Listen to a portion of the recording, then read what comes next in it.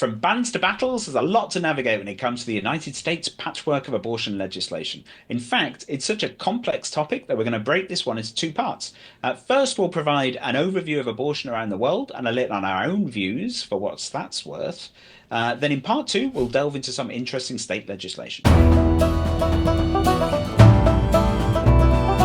Welcome to Beyond the Bill Number, where we dive deeper into the stories, policies, and legal battles shaping the country. I'm Stephen, and here with me today is Sarah, as always.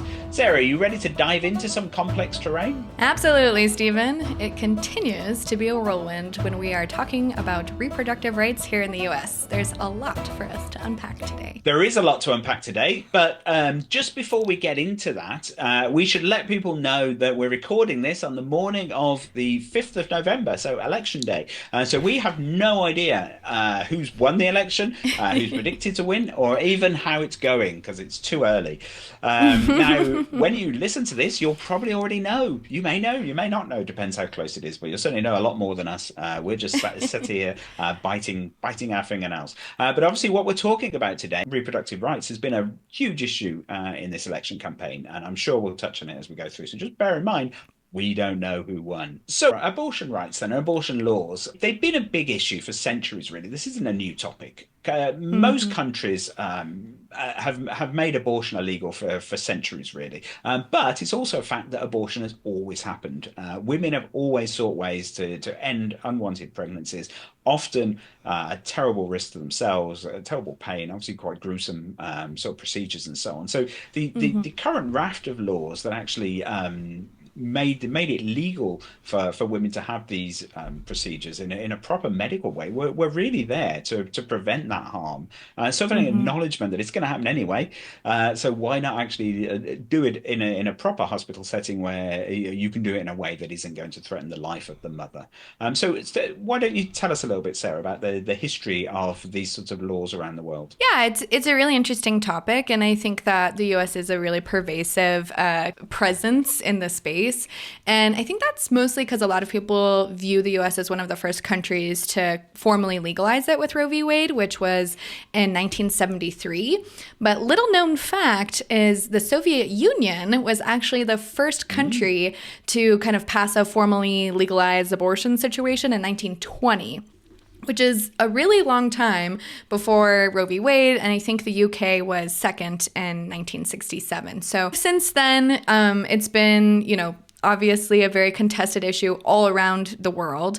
And a lot of it does have to do with really intensely held personal beliefs for people who are religious or other reasons why they might be pro or anti-abortion. But what we've seen a lot in the last kind of 5 years is a lot of more conservative nations actually making steps forward to do what you said. People are going to be doing this anyways. Let's stop having people die because it's going to happen no matter what. It's just if you are having the ability to have access to legal, safe, and, controlled spaces. And so we've seen, countries like Colombia, Argentina, Thailand, Mexico, places that are really considered to be pretty conservative on this front, making these steps forward to, again, make these decisions to really protect the lives of people that are having these. And, surprise, surprise, people have abortions all over the world. So it's definitely an issue. They do.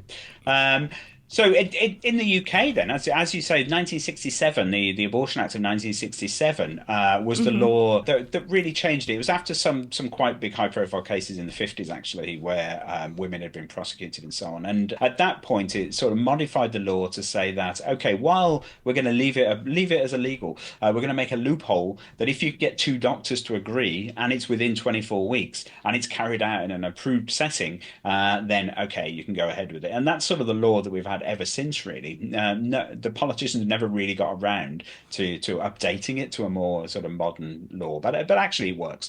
There was an interesting case last year which really brought this into the political arena for the first time in decades, really, which is a woman was prosecuted for conducting an unauthorized abortion because she took an abortion pill beyond the 24-week limit, and it was quite a tragic case, really, because she ended up getting sent to prison, and a lot of people were really up in arms because they were saying this isn't really, that's not really a criminal issue. There were all sorts of obviously reasons why she did what she did, and she already had a load of kids. So sending her to prison was not helpful to anybody. It didn't help anybody. Didn't help the Mm-hmm. law.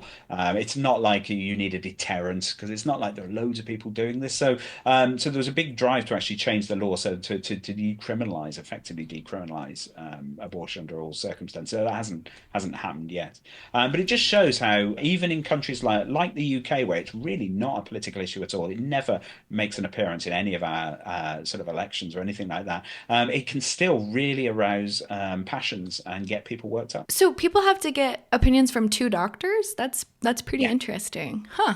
yeah. Yeah, it's interesting when you look at these abortion laws that are getting passed in the UK or all over the place, especially in the US. We'll talk about the patchwork today, but it's super interesting to see the different ways states and other places are looking to kind of make it a little bit harder. And like the two doctor thing is that's an Hmm. interesting little hiccup there. There's a lot of lies spoken about this on probably on both sides, but certainly on people who oppose any kind of abortion laws will say a lot of things that just simply aren't true about Hmm. oh, they want abortion just to have free abortions. Anyone can just have an abortion whenever they like and so on. And it's never like that. There's no country in the law that allows Hmm. it like that. There are always strict restrictions on abortion, basically because it's one of those things that you simply can't go back. If you make a heated decision and then change your mind later, it's a bit too late, isn't it? And you Hmm. end up regretting it for the rest of your life. So it's quite right that there should be quite strict restrictions on it. There should be a process that you have to follow. You should have to consult maybe at least a short period to say, "Are you absolutely sure? Let's not do it right now. Maybe come back next week when you're absolutely certain." All of those kind of things, just to make sure that that decision is being made properly and in a cool mind and so on. But of course, then it should be possible, and there shouldn't be sort of too onerous restrictions put in place, which means that people at the end of the day can't get the abortions they need. Yeah, it's an interesting kind of talk track there because I think that there's a lot of things that are kind of built into the process anyways to try Yeah, to make people absolutely. have a little bit more time. But one of the things I think is interesting even about like kind of that piece is a lot of times, like especially in the states in the South that do have some kind of legality, but it's restricted to weeks or something like that. Yeah. Actually making people go back, sometimes there's only one or two abortion clinics in the entire state. And so these waiting limits and things like Mm-hmm. that are actually Yep. really inhibitive of people actually being able to Yeah, do it. And so it's really absolutely. interesting here how a lot of things like will be legalized, but there'll be other things that make it more difficult and Yes. that kind of effectively make it impossible for somebody where, if you live 7 hours from the only abortion clinic and you have to Mm, go in and then you can't come back for two it's more true. weeks and those kinds of things.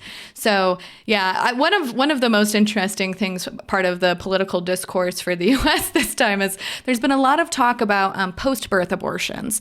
And it just kind of shows like So how ridiculous. So heated and ridiculous. yeah, just like single track mind and people have really, really intense opinions, thoughts, feelings Yeah. about how this Yeah. goes. It Yeah. really is one of those things in the US where there's not a lot of in between room. People have very strong religious views, and Hmm. one of the rights that Americans have, of course, is freedom of religion. They have a right to hold those views, and Hmm. they have a right to advocate for those views in the public space as well. And you Hmm. can't just dismiss that. I mean, we don't share No. those views. I'm Yeah. not a religious person. I don't think you are either. But we acknowledge that a lot of people are.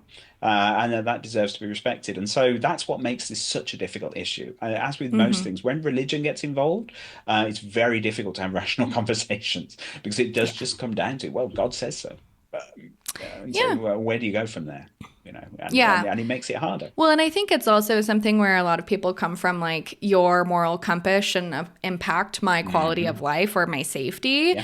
And it's just so hard because you're kind of, Hmm. again, you're just dealing with two complete, like it's apples and Hmm. spoons, it's so different. Yeah. Yeah, you can see that even more pervasive here with the overturn of Roe v. Wade and just all of the different Hmm. laws and how all of the different states are working to address what has Yep. come on a lot of states' books after the overturn of Roe v. Wade because of all these trigger laws Yep. that states had in place. So, we'll talk about this a little later, but a law from the Civil War went on the books in Arizona because Yes. that was just what happened due Absolutely. to some decisions. Yeah. So it's an interesting time Yeah, here. I mean, there is a positive effect from this actually, despite all the obviously all the suffering that's come from it. But from a political point of view, the positive thing is that now finally are people grappling with the actual laws themselves, rather than arguing Mm-hmm. about whether the Supreme Court was right or wrong, which is a bit of Mm-hmm. a sterile argument, really. Particularly when the Yeah. Supreme Court said, "Well, we're not reviewing it," which of course they did. Mm-hmm. But now it's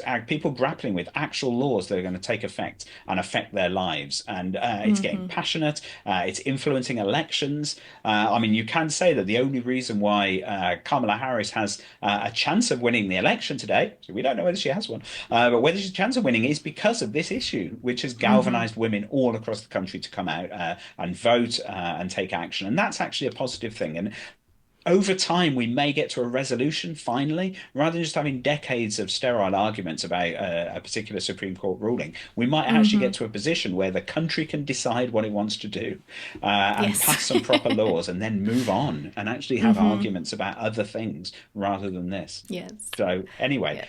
on that point, on that point, let's have a look at these laws, particularly this patchwork of laws that we're seeing across the country, and sort of discuss what the implications and the effects of this are. So, since Supreme Court's ruling, of course, the Supreme Court ruling in Dobbs versus Jackson Women's Health Organization, which was, of course, the ruling that overturned Roe v. Wade, the abortion landscape in the US has been completely transformed in a very short period of time. So, for the first time in nearly 50 years, states have full authority over their abortion laws. And boy, have some of them certainly taken advantage of it. Yeah, they sure have. And we're seeing everything from near total abortion bans to laws that actually safeguard abortion access. This split among states has created what many are calling a patchwork of abortion laws. Where you live now largely determines your access to reproductive health care. So, on part 2 of this week's episode, we'll dive into that abortion access around the US and some new laws that are legislating new pieces of this issue and a little bit more. So we'll see you over there. Don't forget to like and subscribe. This has been Beyond the Build Number.